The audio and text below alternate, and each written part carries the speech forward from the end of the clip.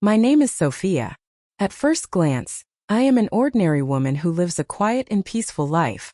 But my outward calmness is just a shell. Inside, I am torn by a contradiction. On the one hand, I am an exemplary wife who cares about her husband, and on the other hand, I am a woman who desperately wants to feel what she is even afraid to think about. I lived with these thoughts for many years, hiding them in the depths of my mind, not daring to admit them to myself.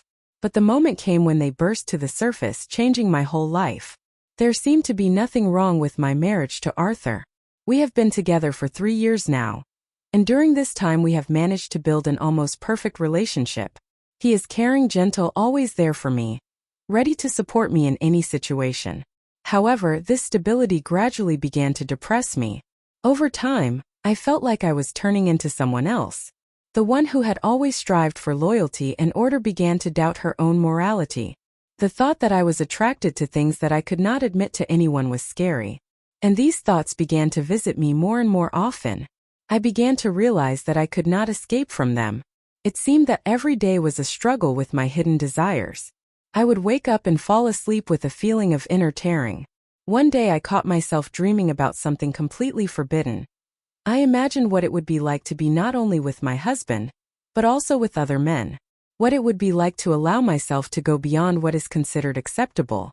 I hated these thoughts, despised myself for them, but I couldn't stop. Arthur didn't seem to suspect anything. He was busy with work, always tired, but he continued to pay attention to me. Every night we had dinner together, discussing the small events of the day, and every night I felt myself becoming more detached. Our conversations became shorter, our kisses less passionate. Eventually I began to feel that I no longer recognized myself. It would seem that I had nothing to complain about. I had a wonderful husband, a job, a stable life. But something inside me kept telling me that this was not enough. I began to spend more time alone, delving into my fantasies. Instead of focusing on books or movies, I dreamed of other scenarios that unfolded in my mind.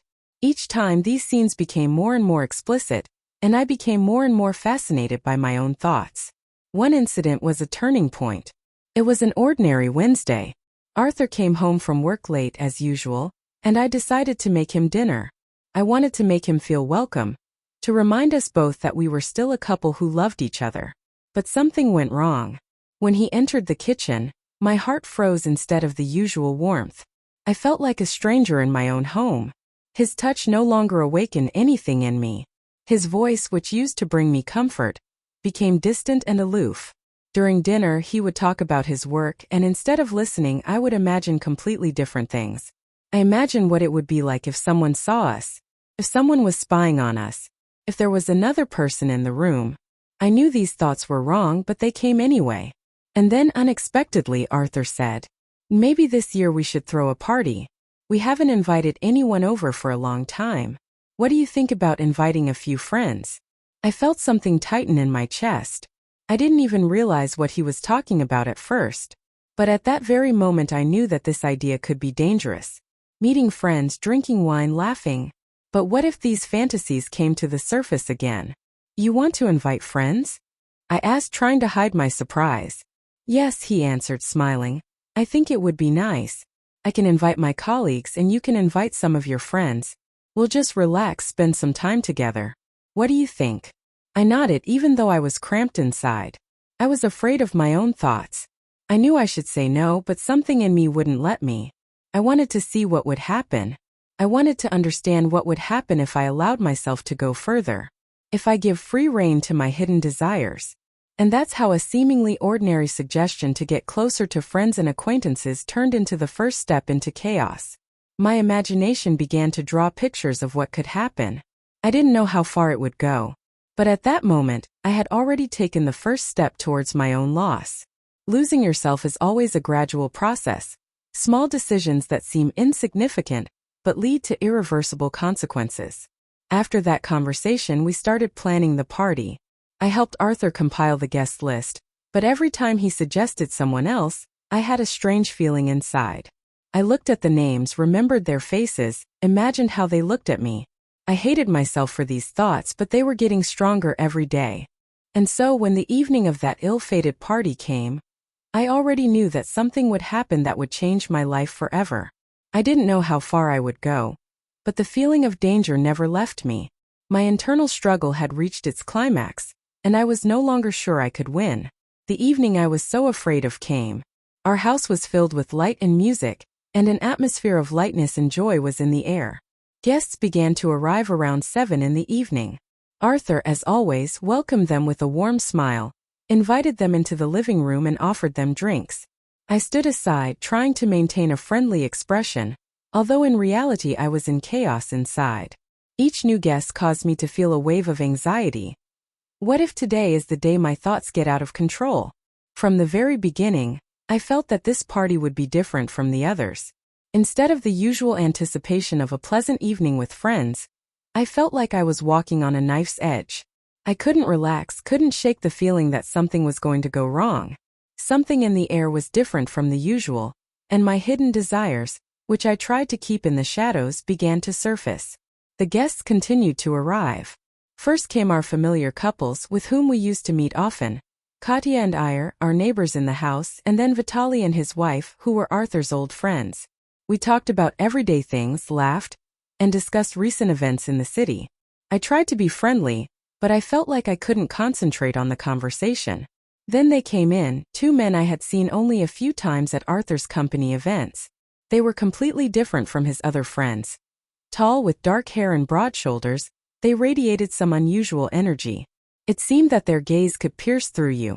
They were Andrei and Alexei, Arthur's former colleagues, with whom he had been friends even before our wedding. I knew very little about them, only that they were the kind of people who never gave up on adventure. I was struck by the way they entered the room. All the other guests were quietly talking, some were sitting in armchairs, some were going to the window to admire the night view of the city. But they, barely crossing the threshold, looked around the room and seemed to capture it with their inner magnetism. Their eyes rested on me for a moment, and at that moment my breath caught in my throat. I felt my cheeks start to burn, although I tried to pretend that nothing had happened, but their gaze gave me a strange shiver that I couldn't shake. "Hello, Sophia." Andrei came closer, greeted me and tilted his head slightly. His voice was low and melodic. "Long time no see." I pretended that nothing special was happening, but everything inside me was shrinking. "Yes, it's been a long time," I answered with a forced smile, trying not to let my excitement show. "Arthur often hides you from us." Alexei came up from the other side, keeping the conversation going. "What have you come up with?" I laughed even though I was not laughing at all. They both smiled the same way, almost synchronized. I felt my knees go weak, and I hurriedly stepped aside, pretending that I had to prepare some more appetizers. But this conversation did not leave me alone. It seemed that they knew more about me than they should. Something in their eyes, in those quiet half-smiles, was familiar. Like predators, they knew that I was their prey, and they weren't going to back down. I returned to the kitchen trying to focus on cooking, but everything I did seemed mechanical. I sliced cheese, made sandwiches, poured juice into glasses, but my thoughts remained with those two. I couldn't get rid of their gaze, which pierced me through. I could feel something in me awakening, something I had long hidden deep inside. "Sophia, are you still in the kitchen?" Arthur's voice, which entered the room, made me jump. I turned around, trying to hide my embarrassment. "Yes, just finishing up the last preparations." "Don't worry so much," he said, coming closer. "Come to us, don't leave the guests alone." I nodded, although everything in me screamed against it. But I couldn't refuse my husband. We returned to the living room, where Andrei and Alexei were already entertaining everyone with their energetic conversation. They told some stories, joked, and made everyone laugh. I sat down on the edge of the couch, trying not to draw attention to myself, but I kept catching their eyes on me. It was as if they were testing my limits, trying to understand how far they could go. And then Andrei raised his glass and made a toast. "To those who are not afraid to go beyond the usual," he said, not taking his eyes off me. These words made me shudder. What did he mean? Was it just a joke or a hint? Throughout the evening they stayed close to me, trying to enter every conversation I was involved in. Their hands accidentally touched mine when we took glasses or shared appetizers, and each touch caused me strange excitement. It was like a game that I understood, but couldn't find the strength to leave. "Do you often go to parties like this?" Alexei asked when we found ourselves together at the bar. "Not really," I answered, taking a sip of wine. We haven't invited friends much lately. Why? He leaned closer, his face too close to mine. Arthur is busy with work, I shrugged, trying to avoid his intense gaze. And you? He tilted his head to the side. Are you busy too? I felt my face flush. I didn't know what to say.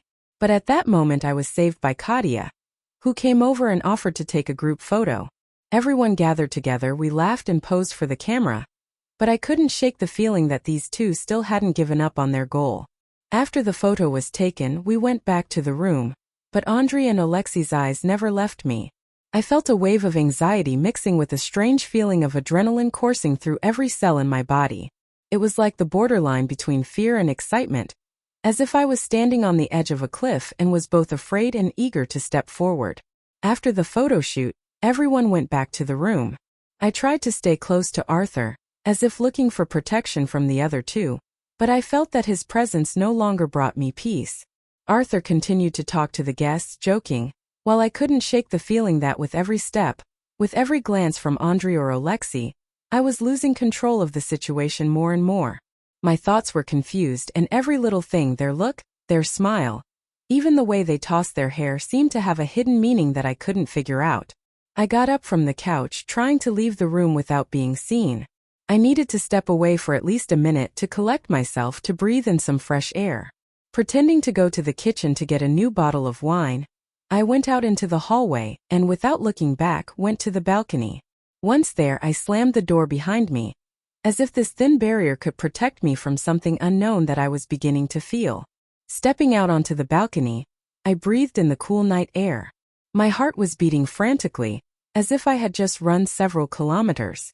I tried to calm down by crossing my arms over my chest and staring at the darkness outside the window. What is happening to me? I asked myself, trying to find answers. I felt like I was in a dream from which I could not wake up. And that's when the balcony door quietly opened. I didn't even turn around, already knowing who it was. It was like a scene from a movie. I was standing there staring into the night, and Andrei, was standing behind me, at a distance that could have been considered comfortable, if not for the unusual connection that had suddenly formed between us. I see that you feel it too. His voice was so quiet that it seemed like he was not breaking the silence, but rather becoming a part of it. What is it? I turned around and faced his piercing gaze. His eyes glittered in the twilight, like a predator that is in no hurry to attack, knowing that its prey is already trapped. What is happening here? The tension. Temptation. He took a step forward, closing the distance between us. We both know this isn't just a party. Don't be ridiculous. I abruptly stepped back, trying to find some more distance that would make me feel safe. You mean you don't see it? He tilted his head, smiling slightly, as if laughing at my uncertainty. You're not afraid of me, but of yourself, of your own thoughts that arise when we're together. And you know I'm right. I wanted to object, to say that this was all absurd, but the words stuck in my throat. I couldn't breathe anymore. His presence, his confidence crushed me, making me doubt my own sobriety. I hated myself for not being able to find the strength to run away, to just get out of this situation, to end it. Why did you come here? I finally asked, trying to distract myself from his gaze. But he didn't back down. Because you wanted me to, he answered calmly. I flinched, as if these words were not just an answer but a challenge. Did I want it? Maybe he was right. Perhaps I did know that something was going to happen tonight. Something that would allow me to find out who I really am. And now what? I whispered softly, not taking my eyes off him. And now, he took another step forward, and then, without looking away, he raised his hand and lightly touched my wrist. This simple touch went through my body like an electric shock, making me shudder. Leave me alone, I whispered, but my voice was weak, as if it didn't belong to me. Is that what you want? His eyes were full of confidence now. He knew I wouldn't be able to push him away. I took another step back, but my fingers caught on the cold metal of the balcony railing. I couldn't move anymore. My legs were as if paralyzed. And he slowly came even closer, leaning in so that our faces were within breathing distance. Just say it. Say I have to go, he whispered, and I could feel the warmth of his breath on my cheek. I opened my mouth, trying to say something that would make him back off. But instead of words, I felt my heart beating frantically, tearing up my chest. I wanted to cry from this weakness, but I couldn't. I was powerless before this urge, before my own desire. No words came out. I closed my eyes, trying to collect my thoughts, but all I could do was remain silent. That's exactly what I thought, he whispered softly, taking my fingers off the rail. His touch was soft but unbreakable. I stood there, unable to move as he leaned even closer. I could feel every cell in my body striving for him, and I hated myself for it. But at the same time, I couldn't stop any longer. This moment was decisive. I would either give in or run away. And it was then that the balcony door opened quietly again, and I saw Alexei come in and stand at the threshold. His eyes, calm, attentive, almost indifferent, immediately turned to us. "I see you have found something to do," he said with a slight smile. And then I realized this game had just begun and I was in the very center. I was standing on the balcony, stuck between two men who seemed to read my mind better than I could. Alexei was looking at me with a slight smile, like a cat that knows its prey is already in its paws. Andrei continued to hold my hand, as if to remind me that I was now his prey, and he had no intention of letting go. The situation looked completely absurd. I, a decent wife who always cared about her reputation, was now sandwiched between two men, each of whom seemed to be about to test the limits of my morality. I could feel a wave of panic rising inside me. What do they want? Why are they here?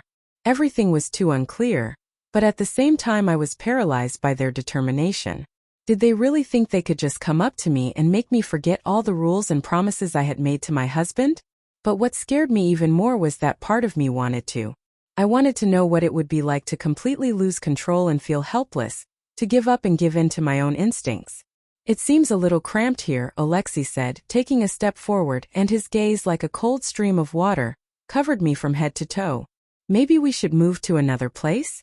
Let's go to the living room. Or would you prefer a more intimate place?" His words made me flinch. I tried to free my hand from Andrei's grip, but he only increased the pressure, leaving me in place. His gaze, his smile, all spoke of one thing. I was no longer in control. "What are you doing?" I exhaled, feeling my body tremble. "Relax." Andrei leaned closer, touching my shoulder with his fingers. "We're just talking." "Isn't that forbidden?" "I don't want to continue this conversation," I whispered, trying to pull away from his grip, but my strength was too weak. I didn't know if it was because of fear or something else, but my body seemed to stop obeying. "Then tell us what to do," Alexei interjected, coming even closer.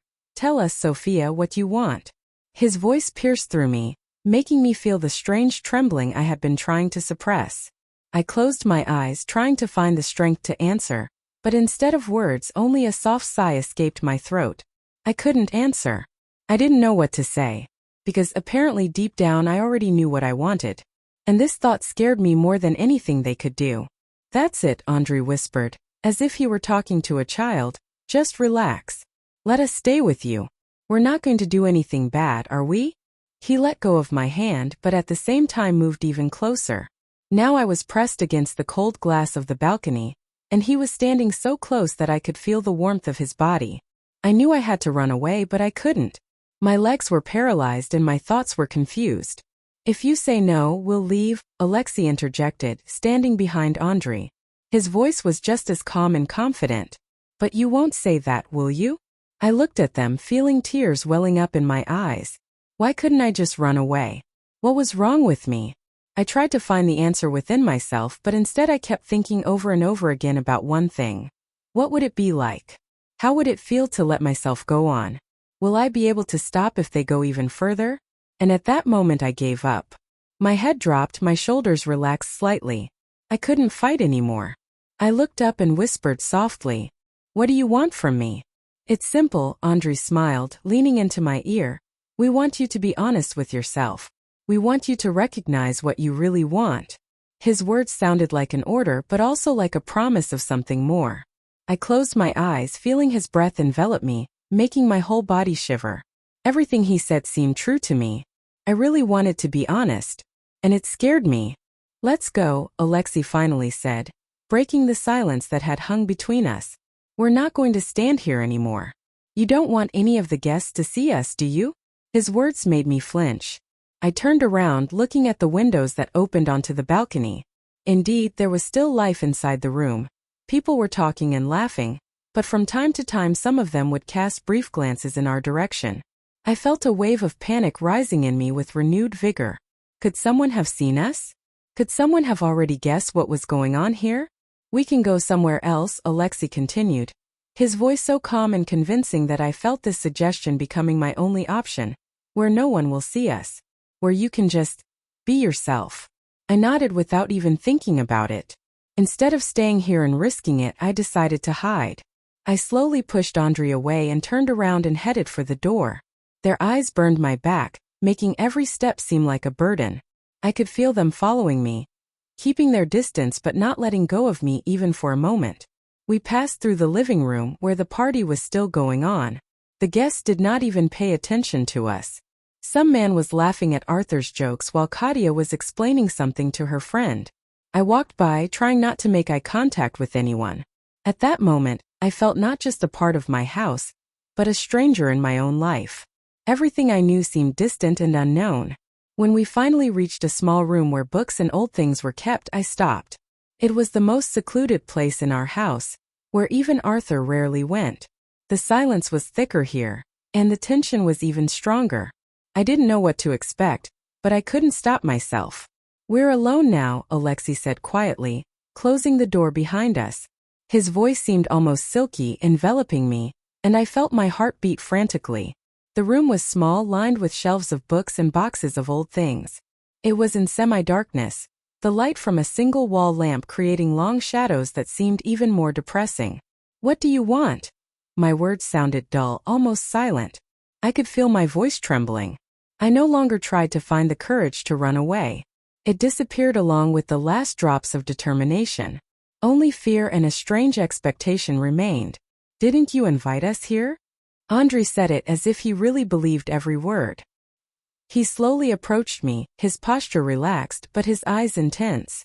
I took a few steps back until I came across a shelf. My legs involuntarily buckled, and I leaned against the shelves, feeling the sharp edges of the books cut into my back.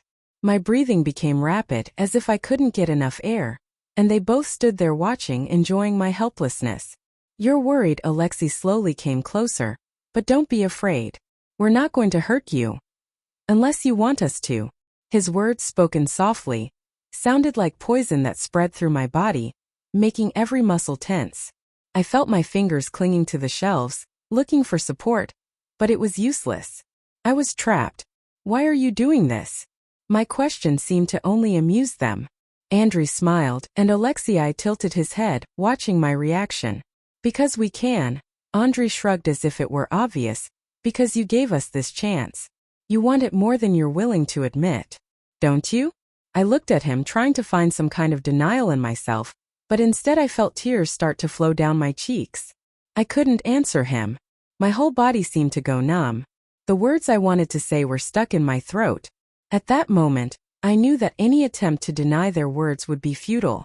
No, I finally managed to get out, but the sound was so weak that it didn't even affect them. Alexei slowly bent down and his fingers touched my face. I felt the coldness of his skin mix with the warmth of my body, creating a strange contrast that made me shudder. Tell us the truth, Sophia. His voice became even quieter. What do you really want? This question cut through me. What could I answer them? That I want to be free? That I want to run away and stay at the same time? My body no longer obeyed me. I could feel his fingers slowly sliding down, touching my neck, and each touch made me gasp for breath. It was like an electric shock that went through me, making me forget about everything but this sensation. I tried to say, but my voice betrayed me again.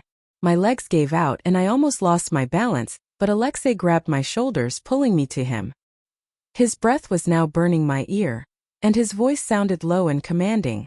Don't lie to us. And don't fool yourself, he whispered. You want to be here. You want to see how far you can go. His words were true. I couldn't lie anymore, not even to myself. Everything he said matched my secret thoughts that I was afraid to admit. I hated myself for it, but at the same time I wanted to continue. I wanted to know what it was like to lose control. I wanted to see what would happen if I crossed the line. Then why don't you stop us? Andre asked, and I felt his hand on my waist, which made my body shudder. Because, I said again, trying to find some words. Because you want it, Alexei finished for me, and I felt his lips barely touch my neck. This soft touch was so unexpected that I lost control of my own breathing. My whole body was trembling, and my mind could no longer resist. Let yourself go, Andrei lightly pressed on my waist, holding me close. Give us a chance to see your true self. I no longer knew what was real and what was illusion. Everything they said seemed both right and wrong. My mind was screaming no, but my body seemed to be listening to another voice. My body was betraying me. Just tell me what you want. Alexei let go of me, his gaze piercing through me, just one word. I looked at them, feeling something breaking inside me. I could no longer resist. There was only one truth left. I was not in control of myself, and maybe I never have. I want. These words came out of me like a cry of despair.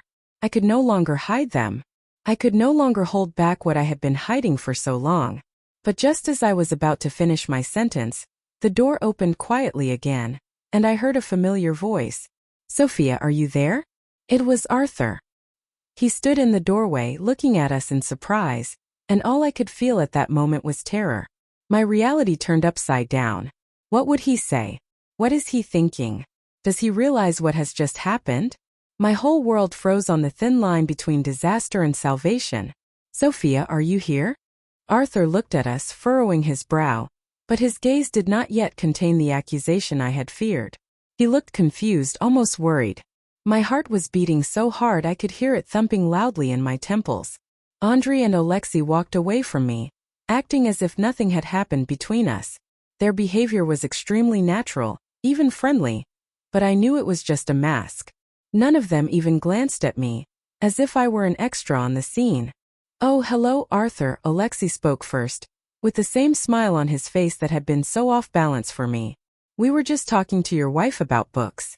What an interesting collection you have here. Have you been collecting them for a long time? Arthur slowly came closer, but his gaze slid over me as if trying to figure out the situation. He stopped when he saw me standing by the shelves, still clinging to the shelves like a cornered animal. I tried to calm down, to control my breathing so as not to give away my inner state, but it seemed like he could see everything. Are you okay, darling? His voice was quiet, almost caring, but there was already a hidden note of doubt in it. Yes, of course, I nodded quickly, too quickly. I just decided to get some air from the noise in the living room. Andrei and Alexei came here too. I stopped trying to find convincing words, but all I could manage was to blurt out, just talk. Yes, we were just talking, Andrei confirmed, his voice sounding completely at ease. He took a step to the side, as if to show Arthur that there was nothing to worry about. Your wife is such an interesting conversationalist that we didn't even notice the time had flown by. Arthur looked at the two of them and then back at me. His eyes narrowed, and I realized that he was feeling something, but didn't know how to express it. Sophia, we agreed not to leave the guests alone. You'd better go back to the living room. It wasn't a request but an order, spoken in the calmest but most authoritative manner possible. His words, like a cold shower, washed away the remnants of my desire to give in to my feelings. I took another gulp of air, trying to collect myself, and slowly moved away from the rack. Yes, of course, I nodded quickly again, as if I was afraid that if I hesitated, something else might go wrong. Andrei, Alexei. Arthur tilted his head slightly, making it clear that he wanted to be alone with me. Do you mind if Sophia and I have a little talk? They both held up their hands, smiling as if nothing had happened. Of course, Arthur. Alexei nodded and calmly headed for the door. We should get back to the other guests as well. It was nice to chat a bit. Andrei gave me another quick, almost imperceptible glance. It was the same look that showed confidence in victory. I felt something inside me clench as he smiled, nodding slightly, as if to let me know that it wasn't over yet. And then he left, and the door closed behind them. Left alone with Arthur, I felt the air grow thicker and the silence heavier. He was silent, looking at me intently, and I knew I couldn't hide behind excuses anymore. He had sensed something, and now he was waiting for me to tell him. What's going on, Sophia? His voice was soft, but it no longer had the care that had always soothed me. Nothing, I barely managed to answer, feeling my throat tighten. We were just talking. Talking? His eyebrows rose slightly. Why did you look like you'd just been cornered? I didn't know what to say. My body was still trembling from Andri's touch, from Alexi's words that were still echoing in my head. I tried to look away, but it only made things worse. Arthur, please. I took a step forward, reaching out to him. I wanted him to feel that he was still in control, that I was his wife who would not dare to do anything. But my gesture only made things worse. You want me to believe that? He pulled back sharply, his face distorted with doubt. You mean to tell me that nothing happened between you? No, nothing. I shook my head, feeling tears welling up in my eyes. I swear, Arthur, I just what? His voice grew sharper, as if he wasn't trying to control himself anymore. Why did you go with them? I couldn't hold on any longer. Tears streamed down my cheeks, and I jerked away and lowered my head. Everything inside me was screaming. Tell the truth, repent, ask for forgiveness. But I couldn't. I knew that as soon as I confessed, everything would be lost. I just wanted to rest for a while, I finally said, trying to gather myself. You know that parties tire me out. I came here to be alone. And they just came to keep me company. To keep you company? Arthur looked at me carefully. You want me to believe that they were just talking to you? Nothing more? I closed my eyes and lowered my head. I didn't know how to convince him, but I had to. Because if I didn't, everything would fall apart. I had lost myself to them, but I didn't want to lose my husband. I still had a chance to fix everything. Yes, I whispered, raising my head again. I swear to you, Arthur. I would never betray you. He stood silently, looking into my eyes. And then he nodded slowly, as if accepting my words, although his eyes remained cold. Good, he finally said, turning away. Go back to your guests. I stood there, staring at his back for a few more seconds before realizing that he didn't believe me. And that thought was worse than anything that had happened up to that point. I returned to the living room in silence, feeling a heavy sense of guilt clenching in my chest. The guests continued to laugh, chat, and drink wine as if nothing special had happened. The music was playing, the glasses were clinking, and none of the guests even realized that a few minutes ago my marriage was on the brink of collapse. I stood aside, trying to regain my balance, when I suddenly noticed that Andri and Alexei were looking at me from across the room. They were standing among the guests, acting completely at ease, but their eyes reflected the same challenge that I had felt on the balcony. Their looks were more than just curiosity. It was like a silent question. And now what? Do you really think you can avoid us? I knew they wouldn't stop. What happened in the small room was not the end, it was only the beginning. Arthur also returned to the living room, but he kept away from me. He talked to his colleagues, smiled, pretended that everything was normal, but I could feel him avoiding even looking in my direction. His gaze was frankly cold, alienated. That was what I was afraid of the most, being a stranger to him. And then Katia, our neighbor, who has always been very attentive to details, came up to me. She gently took my arm and leaned in to whisper to me. Are you okay, Sophia? Her eyes were full of concern, but I also noticed a shadow of suspicion in them. I nodded, forcing a smile. Yes, I'm just a little tired. The party was great, but you know how much I don't like large groups. Katia tilted her head slightly, as if trying to figure out what was really going on. Then her gaze slid over to Arthur, who was standing on the other side of the room, and I felt her hand tremble slightly. Did you have a fight? She asked quietly. No, I shook my head quickly, trying to get her attention. Everything's fine. It's just a little tense tonight. Katia didn't look convinced, but fortunately she decided not to push. She just shook my hand lightly and sighed. If you need someone to talk to, I'm here. Okay? I nodded, smiling gratefully. But I knew it wouldn't help. My problem was much more serious than a simple family quarrel. Everything that happened had nothing to do with a simple misunderstanding. I had flirted with my own desires and was on the verge of betrayal. And unfortunately, this line was becoming thinner with each passing minute. Andrei and Alexei did not take their eyes off me. Their eyes burned with the same confidence they had charged me with on the balcony. I could feel my palms sweating. They were pushing me to make a decision I was afraid to make. Their presence reminded me of what I wanted, but didn't dare to admit to myself. My love, Arthur's voice suddenly cut through my confusion. I flinched when I saw him standing right in front of me. His gaze was no longer cold, but there was a sharp, almost prickly attention in it. You should show the guests out. They are already starting to leave. I nodded, forcing a smile again. He was looking at me as if he wanted to read every thought that was going through my head. I knew I couldn't give him any clues. He was standing too close, watching my every move too closely. Yes, of course, I replied, trying to make my voice sound natural. I'm sorry. I must have gotten a little lost. Arthur looked at me carefully, but then nodded slowly. His hand rested on my shoulder, and I felt a wave of relief run through my body. Maybe he really started to believe in my words.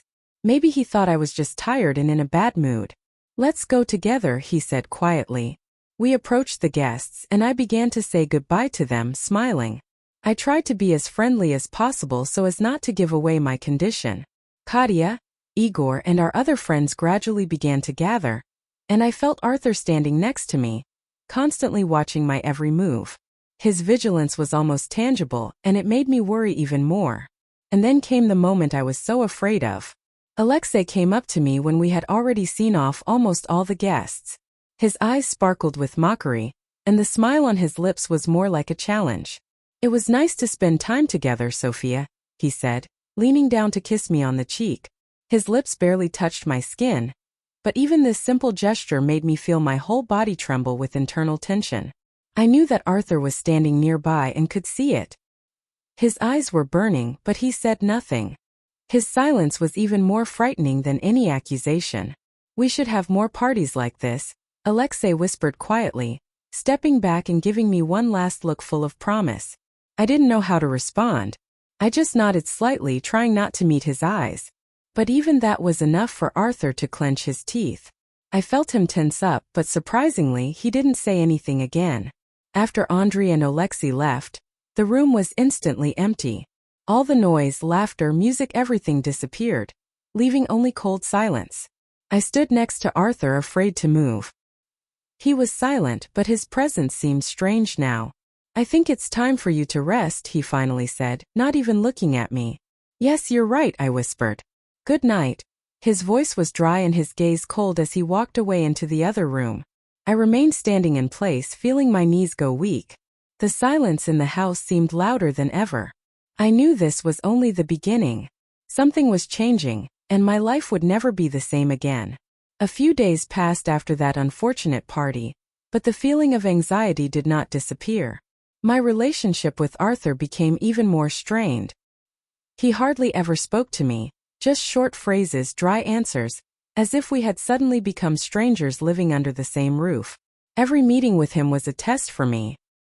His gaze, which used to be full of warmth and love, was now prickly and cold, as if he was trying to see inside me the truth that I had so carefully hidden.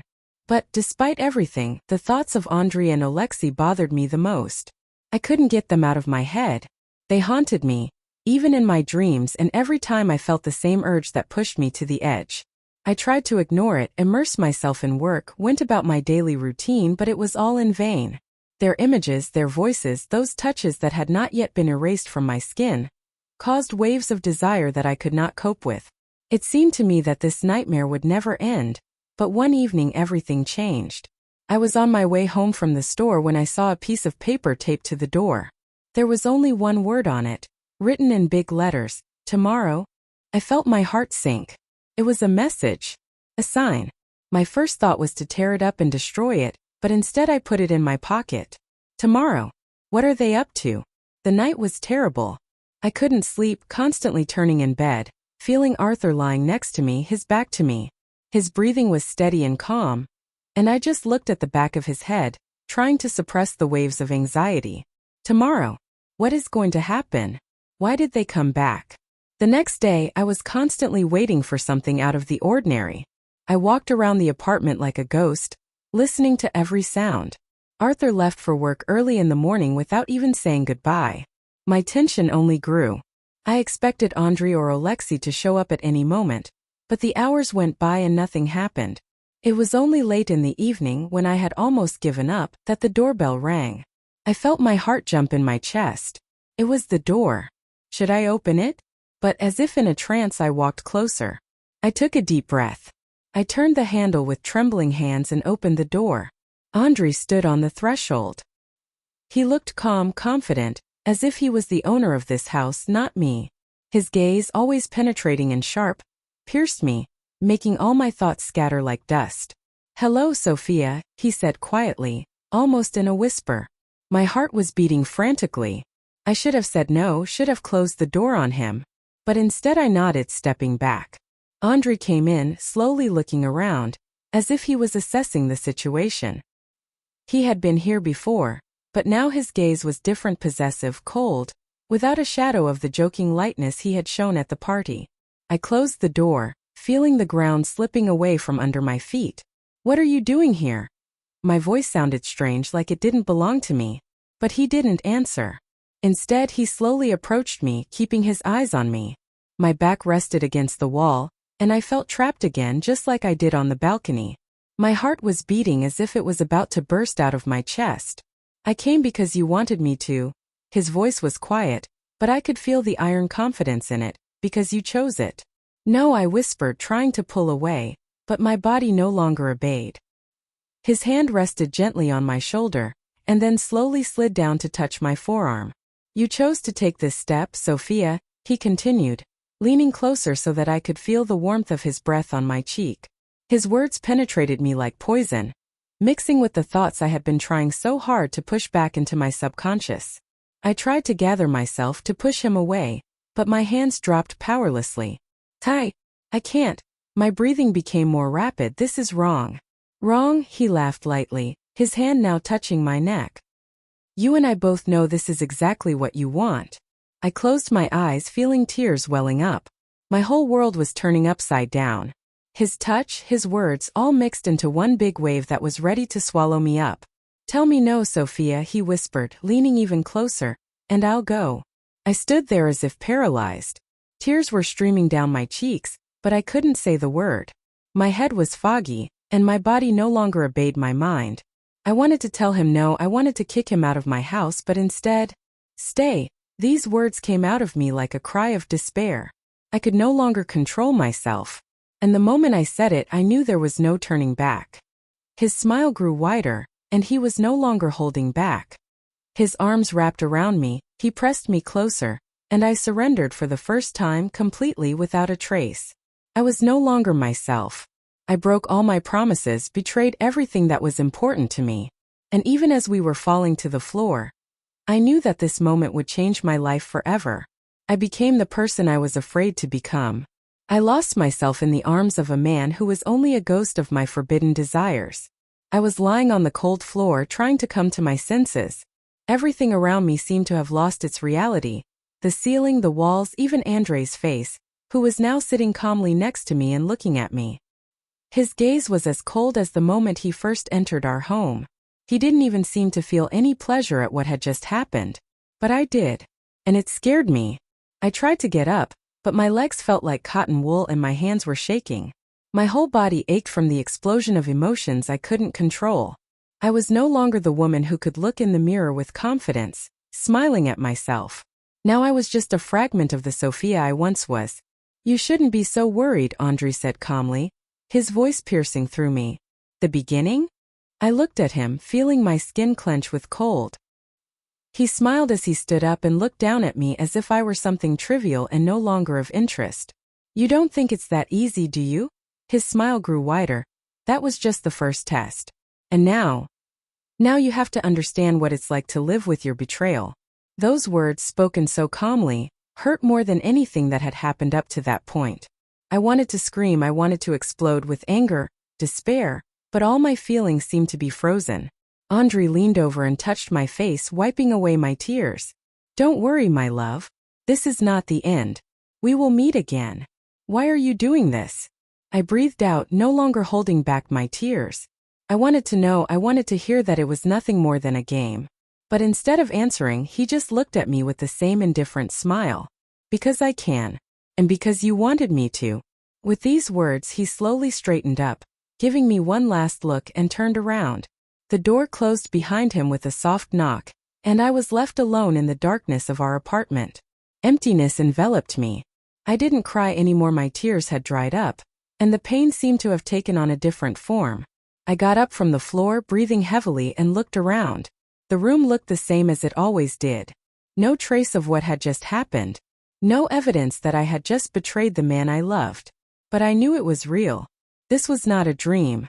I quickly got up, gathering my clothes. I had to get rid of these things. Destroy them, wash them, erase any trace of them.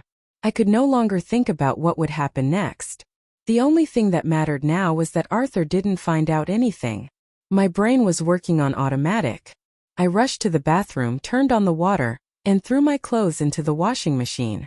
I stood there, watching the drum spin, as if it could wash away all the dirty truth that had settled on my skin. But even when the clothes disappeared into the water, the feeling of dirt did not disappear.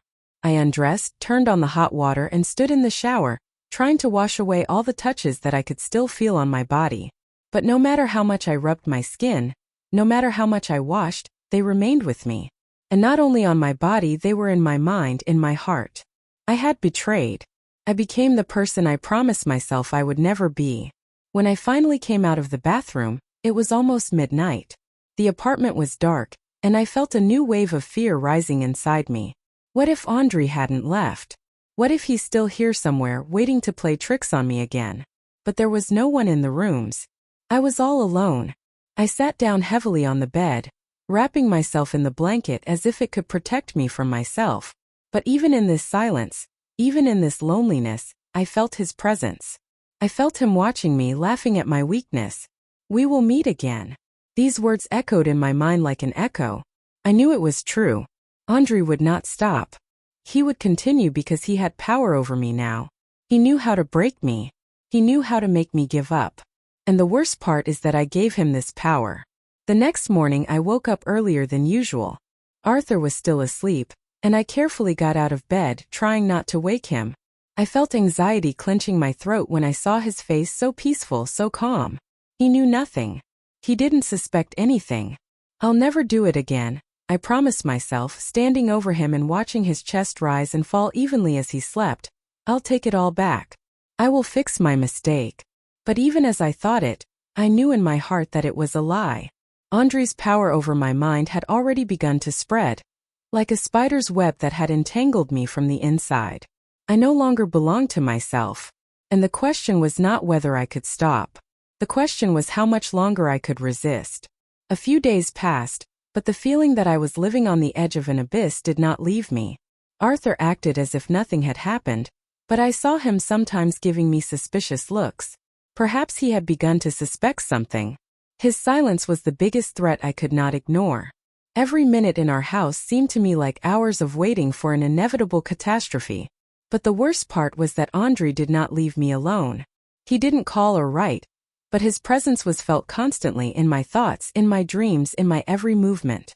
He left me alone with my feelings and doubts, knowing that this was the best way to destroy me from the inside.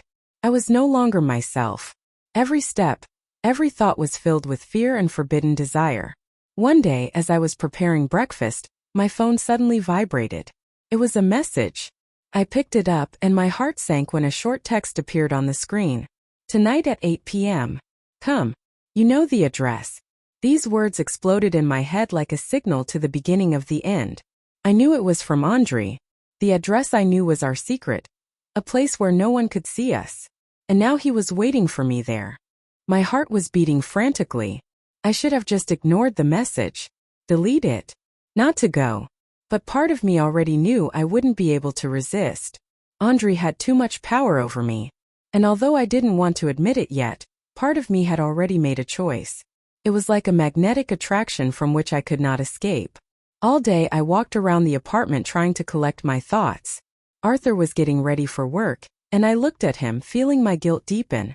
His love and care were so obvious, but it only made my pain worse.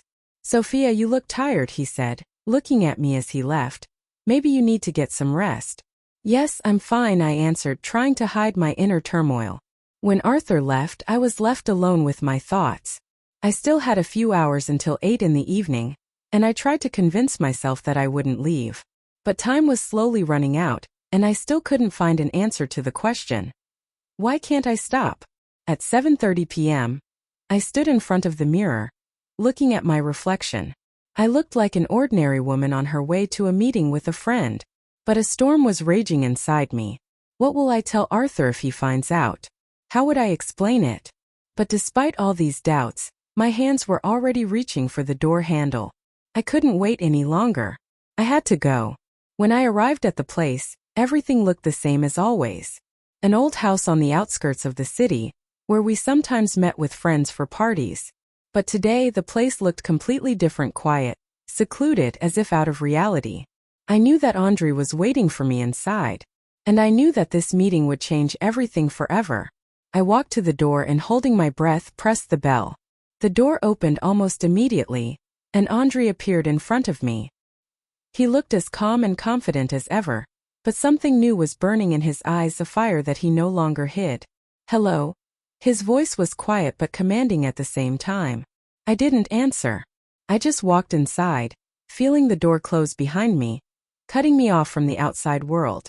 It was as if I was entering another dimension where rules no longer existed. "You know why you're here," Andre said when we were alone. He came up to me, touched my shoulder, and leaning closer whispered, "You can't run away now." His touch made me shudder.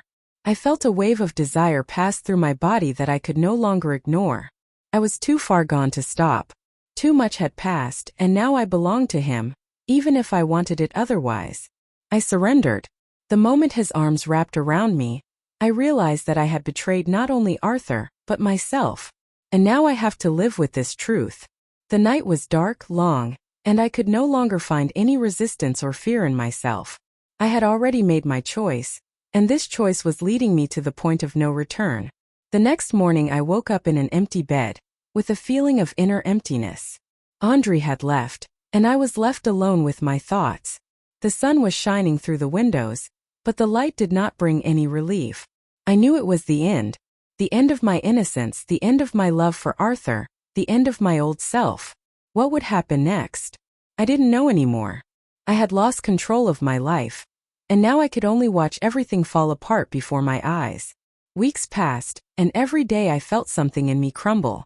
Every time I returned home after meeting with Andre, a sense of guilt mixed with a strange indifference. I no longer felt the terrible fear that gripped me at first.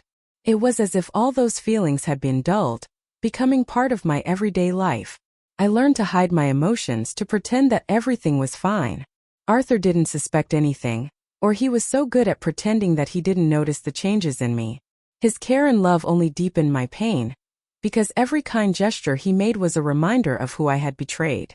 At home we lived as usual. Breakfast, talks about work, and evenings together. But I no longer felt like a part of this family. My mind was occupied with only one question: how long can I continue to live this lie? Every new meeting with Andre was a new blow to me. He no longer tried to control me as he had at first. Now I was coming to him on my own, as if I was going to meet my own demise. It seemed that I could no longer get out of this vicious circle. I even began to believe that everything was already lost. One evening, when Arthur came home late from work once again, I was sitting in the kitchen staring at my cup of tea. He came over to me, gently putting his hand on my shoulder. "Sophia, you've become a bit withdrawn," he said quietly, his voice full of concern. "Maybe you should take a few days off. You look exhausted." I felt tears coming to my eyes, but I quickly collected myself, hiding my weakness behind a smile. "Yeah, you're probably right," I replied, trying to sound as calm as possible. "It's just that there's a lot going on at work. I need some time to myself." He nodded, believing me, and went back into the bedroom. But something broke inside me. I could no longer live in this lie. I realized that this could not go on. Every new day was just a continuation of this horror, and I was losing myself in it. But how to get out of this situation? How to escape from the trap I had created for myself? The next day, I decided to go to Andre's place and stop everything. When I walked into his apartment, he greeted me with the same confidence he always had. His gaze pierced me, and I again felt the same weakness I had always felt around him. But this time something changed. I couldn't give in anymore. "Andre," I began, trying to find the right words, "this has to stop. I can't take it anymore." He looked at me calmly, smiling that same cold smile. "I thought you stopped trying to control this a long time ago, Sophia." His voice was soft, but he sounded challenging. "You're the one who comes to me. Why do you suddenly want to stop it?" I swallowed, trying to hold back the tears. "This is destroying me. I can't live like this anymore. I love my husband, but I betray him with you every time. This is not the right life. I need to stop." Andre looked at me calmly, his gaze unmoved. If that's your choice, he said after a short pause, but you have to realize that there is no going back. You have already betrayed him. And even if you stop seeing him, what will you have left? All these thoughts, all these feelings. You won't be able to erase them no matter how hard you try. I knew he was right. I would never be able to regain the innocence I had lost. But I had to make a choice. I could no longer be his prisoner. I'm going anyway, I answered quietly, gathering my strength. Andre shrugged his shoulders. It's your choice. But remember that we will meet again. I didn't answer. I just turned around and walked away, leaving him behind. This time I felt like I had made the right choice. But this was only the beginning of my journey to reclaim myself. A few months passed and I was able to gradually rebuild my life. I stopped seeing Andre, although his insults still haunted me. Arthur continued to love me, and I tried to keep our marriage alive, although it was not easy. I decided that I would never cheat on him again, and although it was a difficult decision at times, I held on. I realized that my past would never disappear. It would always be a part of me. But now I knew I had a chance to fix my life, and that was my only way forward. Thank you for watching our content. We create it with the help of artificial intelligence, so if you notice any mistakes, please write in the comments and we will fix it. We are not native speakers, but we are constantly improving our skills.